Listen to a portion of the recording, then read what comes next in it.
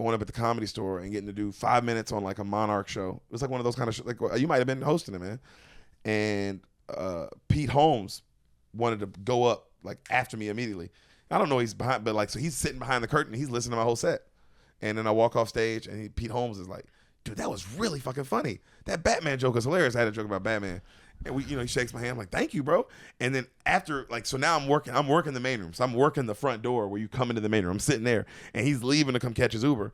And bro, we chopped it up for like maybe 10, 15 minutes talking about Batman, talking about comedy. But this was the best thing. He was talking to me, even though I'm sitting there working the door with my Comedy Store shirt on, with my fucking walkie-talkie in my ear set. But he was talking to me like a peer, bro. Like the way you talk to another comedian who.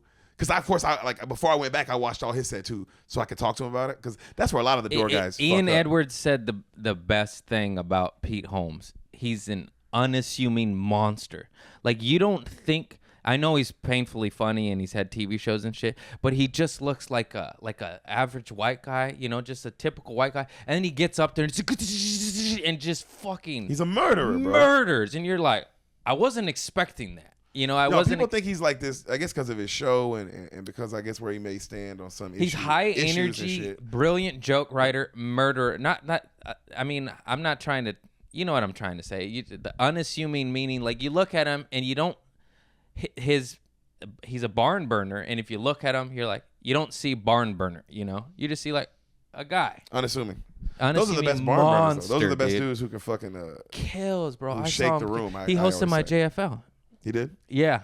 And he told me, he was giving me kind words after my set, and he's just like, wow. He's like, every joke you have is an opener or some shit. And I was like about to start crying, and he kept telling me shit. I'm emotional.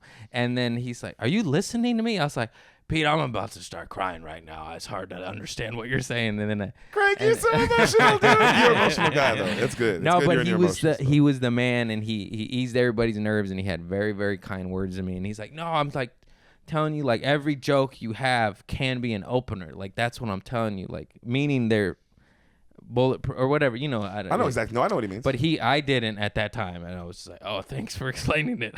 Yeah, and bro, man, that's the best, dude. When those guys just talk to you like peer, when people that you're like, man, I'm a fan of yours. Like I am a actual fan of how you kill the fucking room. That shit.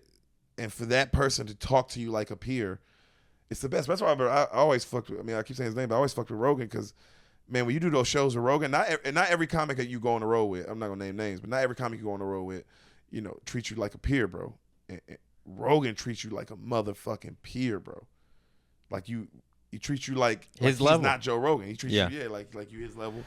Hey, thanks for watching this clip right here. Aren't I funny? My friends are funny. Keep clicking, liking, subscribing right here for more.